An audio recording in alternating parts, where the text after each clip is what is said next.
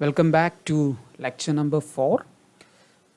This is an extension of lecture number 3, I would say, because in lecture number 3 what we discussed is more on the point operations, basically considering each pixel as an independent entity and then try to play with the intensity of those pixels, right? So you always have a transfer function which relates the input intensity to output intensity.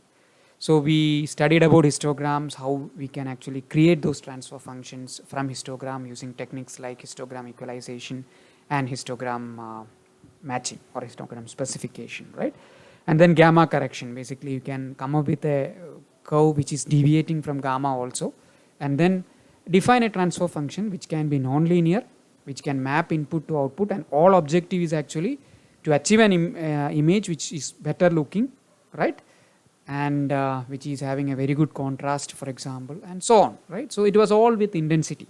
And then one important point is that the pixels are considered independent of each other. So there was no neighborhood consideration. I take a pixel, its intensity, I change it, and you put the same intensity back to the same pixel location. You don't change it.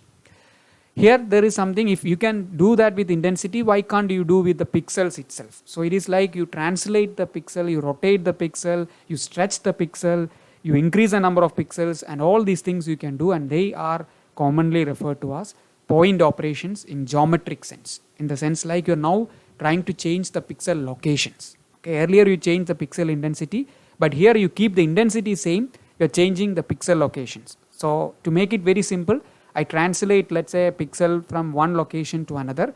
Then what you need to follow is you translate the intensity also to that new location. Let's say I have a pixel at x1, y1. I made it to change to a new location x2, y2. Then the intensity of x1, y1 will go to the intensity new location x2, y2. Okay, so let's understand it in more detail. Okay, so these are the what you call the algebra of geometric operations, the point operations. You can have something like projective, okay. So we call it as transformation because now we are transforming the pixels from one set to another, okay. And these are examples of all those point operations, okay.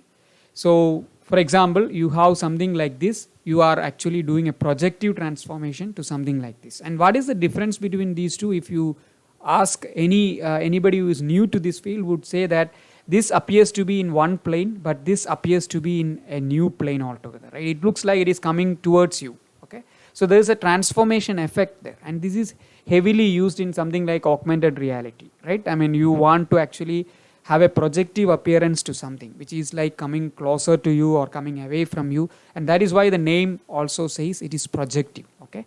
This is heavily used in computer vision. We won't be focusing much on this sort of transformation, okay, and we will be focusing all our energy in something known as affine transformation. So affine transformations are something like you are doing a transformation but you end up in the same plane itself most of the time. And here also, if you can argue with me that it looks like okay, something which is projective, but it is not really projective, it is actually within the plane. Here what we are doing is a simple shearing operation, right? You sheared it so that it looks like a not really like a rectangle anymore, it is looking like a parallelogram sort of thing, right? So that is the difference between these two. So here the shapes are irregular, and by doing an irregular operation on that, you may end up in getting a projective appearance to it. And then there is similarity, so it means the shape has to be same, okay, but you are just increasing or decreasing the size with respect to the original size. And then you can have rotation, for example, and it's Euclidean transformation they call. But in generic sense, if you see the image processing literature, you only have two types of transformations. One is projective transformation, which looks like you are projecting it to a different plane and you are allowed to go out of plane, okay. So you can have a transformation which will have, let's say original was xy plane, you are allowed to go to z plane, that is projective transformation. And if you want to categorize the other transformation, which is affine transformation, so all the shearing, scaling and rotation all comes under the umbrella of affine transformation. The constraint that you put there is actually you have to end up in the same plane, you really can't go out of the plane. So if you are originally in xy plane, you have to be in xy plane after the transformation, okay. So I would like to call that way. So we will focus only on affine transformation for this course. Okay, and there are not really big, this lecture is not really a very large lecture like the last week. Okay, it's just confined. And what we call is the official definition of affine transformation, and this is not really strict sense. Okay, so this is for our understanding. An affine transformation is an important class of linear 2D, okay, important there, geometric transformation which maps variables, okay, for example pixel intensity values located at a position x1 y1, okay, to a new location x2 y2, okay. So x2 y2 should carry the same intensity, so that is the important aspect. So it transforming x1 y1 to a new location x2 y2, okay, and then intensity also has to be mapped from x1 y1 in the original image to x2 y2 in the new image, output image, okay. And what all possibilities you have translation, which is nothing but shifting in x and y. So x1 and x2 are related by a constant factor, okay. So we will study in detail what it means actually. So translation, rotation, scaling and or shearing, so this can be combined also, okay. So if you have transformations which will translate your location, rotate your location, scale your location, that means you have more number in the output compared to input, and or shearing, okay. Shearing is, this is an example, okay. So all these combined we call it as affine transformation. What is a constraint? You have to remain in the same 2D plane, you can't go out of the 2D plane. Moment you give that liberty of going out of the plane, it becomes projective. I hope I am making the point very clear here. And then if you just restrict to affine transformation, let's say you consider a shape of a square, you can have these 4 basic operations, okay, rotation, shearing, translation and scaling, and you can combine them to come up with any sort of random affine transformation, okay. So you can treat it something like this. Those who really love mathematics, you can consider something like I have 4 basis operations: rotation, shearing, translation and scaling. I can combine them in different weights, okay. I can combine them to come up with a uniform affine transformation, right, which is something which is a combination of all these. You can imagine, okay, I'm going to translate this square, then I'm going to scale it, then I'm going to rotate it, then I'm going to shear it. I end up in having an entirely different aspect, right, okay. So let's move ahead. So what is image translation? Okay, so let's actually basically we will study each one of them in very detail, and then finally we will have a very compact representation of all of them, okay, using matrix operation. Okay, sorry for that. So what we have it here, for example, is an output which is j of xy, okay. So j is the output image, which is again a factor of pixels x and y, and we are going to do a transformation on the original location. So xy is a translation, xy is the original locations, I am going to translate it, okay, and I am going to put the same intensity back to those locations. So I will make it very clear to you, don't worry if you don't understand this.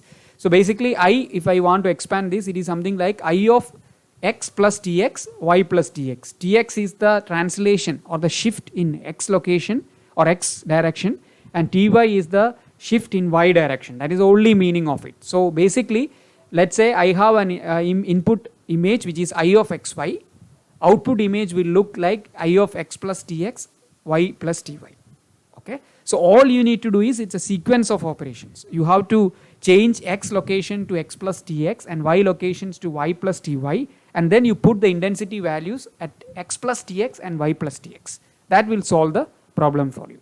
And let me show you an example, okay. Before that, okay, so we can put this thing in a very concise representation, and I love this because this explains it very nicely, okay. So x dash is your new x location, y dash is your new y location, x is your original x location, y is your original y location, and x dash is related to x in such a way that x dash is nothing but x plus tx and y dash is y plus ty. Same thing represented in a very nice matrix representation as represented here. Now let's take that example, okay. So I have a letter T, okay, as shown here, and then I am doing a simple translation operation. I am going to shift x in basically let's say if this is 0 0, this location is 0 0, I am going to actually push x and y, and that's what I happen to get here. So I translated the letter T in x and y locations to have a new location, Okay, so you just see the intensity also shifted with the location. That's very important, right? Because I'm not going to do any operation on the intensity. I'm only doing the operation on the pixels. So I got new pixels, I shifted my x's and y's, and then of course the intensity has also to go to the same new locations of x's and y's, and that is what you're going to do here. Okay, so before going to the translation example, let me quickly show you a Matlab example for the same. Okay, so in this case I am reading an image of t, letter t, and I am going to shift the letter t in x direction by amount 150, and now shift in y direction. Let's see what happens. So this is the result. You can see the t was here and it is shifted to the right by some amount, right? So that's the interesting aspect. Now let's shift it down, okay, 150 here, and let it make it 0. And we'll have more details when we discuss in the hands-on session, so don't worry.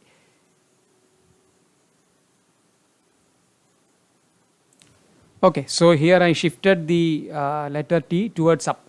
Of course, one thing you have to be careful is like Matlab has restriction in this frame, right? You may have to increase it the dimension so that the letter t is fully visible, right? The shift is fully visible. So that part I've just taken care in this code.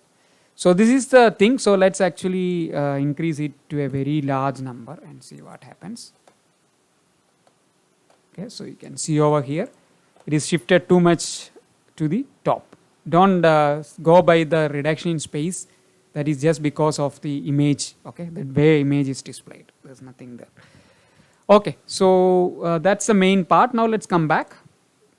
Okay, so image translation is nothing but, so the steps are basically you find the new locations and then you map the intensities to those locations, and you have that doubt in your mind what happens to some locations which may be not available. If I do x, will I always get integer? Most of the time yes, but if you don't get, you may have to do something like interpolation. We will discuss that in next few slides. Okay, now we talked about translation. The other operation that you can do basically is to scale. When we say scale, is to increase the size or decrease the size of the image. So this is as simple as that. In mathematical terms, x is your original, then you have to scale it using cx. That means if x had 2 pixels, the new x will have cx times 2 pixels. Let's say cx is 2, then new number is 2 into 2, 4 pixels. Okay, so that's the meaning of it. And again, this can be compactly represented as this. So x dash is cx times x and y dash is cy times y. So your x and y will get enlarged or compressed based on the value of cx, right? If it is less than 0, obviously you are reducing the size. If it is greater than 0, you are increasing the size.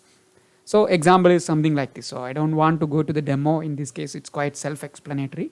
So in this case, I have less number. Here I increase the number of pixels to more number, almost twice, and you can see obviously the enlargement in size.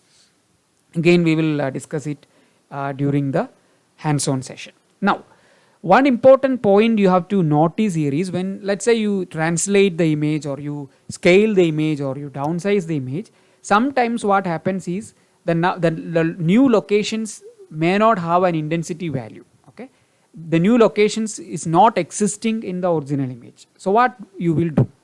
Then you have to do what? You have to do interpolation, right? Because you know the, okay, so you scale to a new location. I will explain that with an example, so you don't have to worry. So you scale to a new location. Those locations you don't know what value to put because those values are missing. Okay, so you do need to do interpolation. Okay, so that's what actually. So for scaling values corresponding to new indices to be found out, because some new indices may come up and you don't know what is the intensity value there because that is not existing. Because you see, for example here, right, this image size is only this. The image size is almost doubled here. So some of those indices you don't have really values.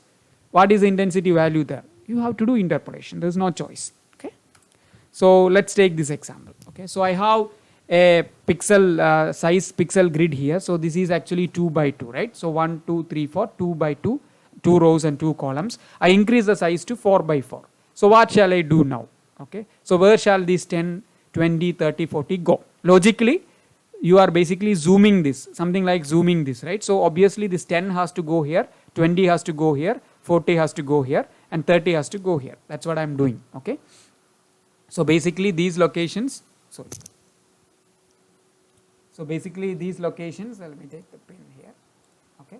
So these locations are filled, right. So these are the edges which is filled by me, which is actually filled, sorry.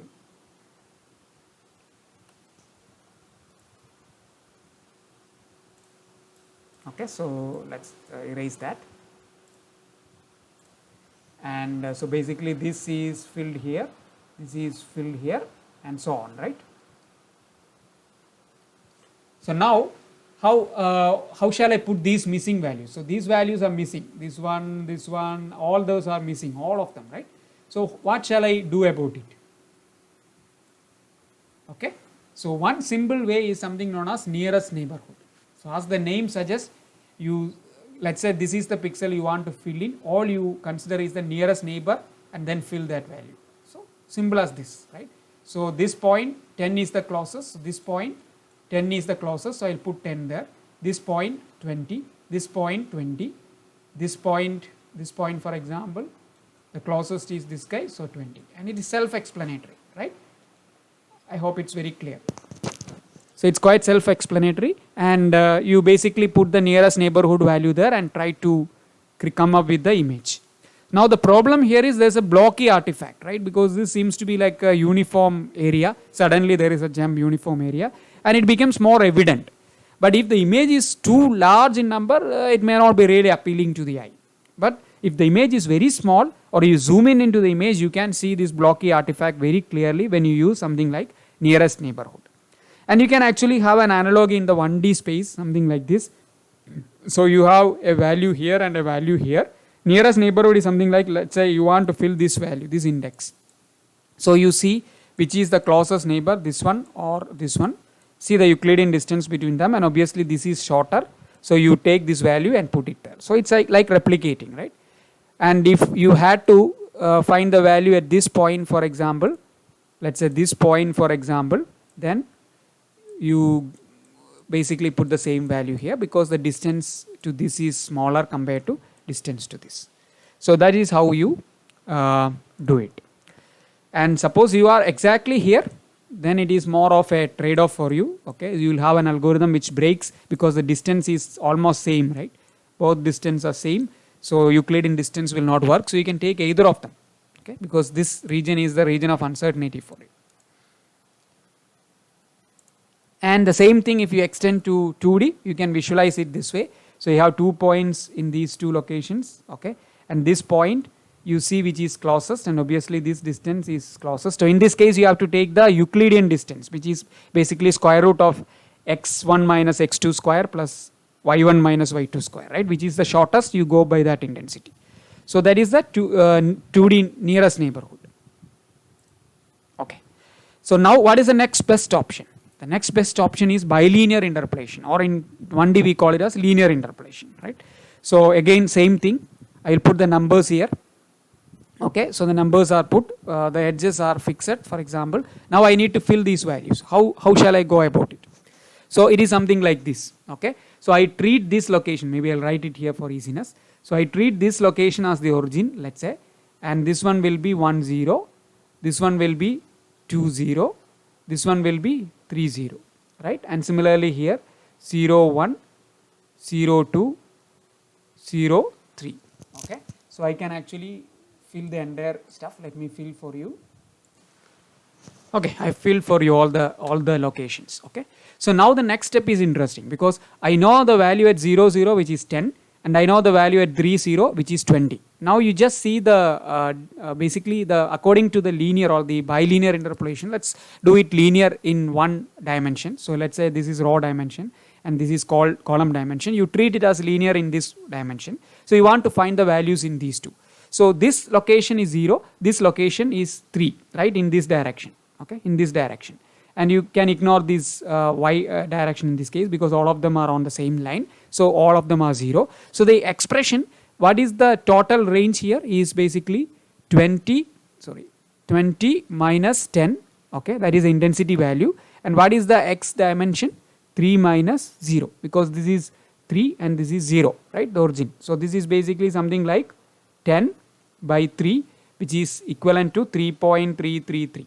Okay, So now this is my resolution then. So all I need to do now is next point will be whatever intensity here plus 3.33, right? So it will be 13.33 and plus another 13.33 plus 3.33 will be 16.67. I'm just putting the numbers here, okay? And now let's consider this dimension. So this dimension is again 0 x-axis, so you don't have to consider that. It is 1D, so 0 to 3, right? Again this axis remains same, but here it is 30 minus 10. So it will be 30 minus 10. This is the same principle as the linear interpolation. If you are confused, just go back to the formula, you will be able to easily trace it out. You can derive it out. There is no confusion there. So this will be something like 20 by 3, which will be 6.667, I would say. So in that case, this number will be 10 plus 6.667, which will be 16.67, and then another 7, which will be somewhere around 23, something like that. Okay, so I'm not going to put all the numbers. Now, if I proceed further with this, you can actually, okay, my numbers are pretty accurate. Okay, so this is the full numbers, right? You got it, right? I think it's quite easy to fill in the rest of the value. So if you consider this dimension, you can actually go by the same concept. Okay, so this is known as linear interpolation, or since we are doing it in both dimensions, we call it as bilinear interpolation. Okay, let me just remove all the inks. It's quite self-explanatory. I hope if you have any confusion, go back to your old textbooks where we already studied it. I think during max classes, right, in previous, maybe +2. Okay, so a visual representation is something like this. So earlier, if you go back and see, we had something like a step. Okay, right? Oh, my drawing is pretty poor. Sorry for that. So, okay, let me draw it properly.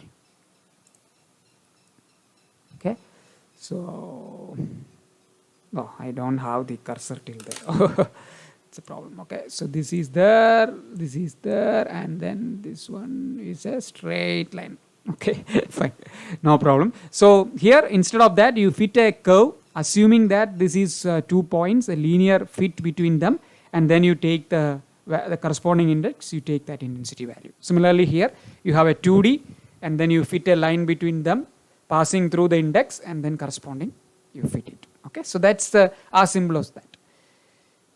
Okay, so now the interesting aspect here is key aspect here is you no need to restrict to bilinear. You can go to bicubic. That means instead of a linear fit, you do a second order, the polynomial second order fit, right, between these 2 points, and then whatever intensity is coming in that curve, you take that. Okay, you can go to spline, which is the most popular, I would say. You can fit a spline between the 2 points, or a spline plane in this case between 2 points, and then you can come up with a better interpolation. Okay, so we'll have hands-on exercise on this and how the images look like between nearest neighborhood and the bilinear interpolation and so on, and see the differences between them.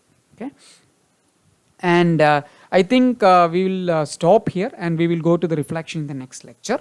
Okay, so what we discussed here is 2 affine transformations. One is as simple as translation, and the other is something which is not rotation, scaling. So in both cases, you may have to apply interpolation to find out the new intensity values. Okay, so see you in the next lecture.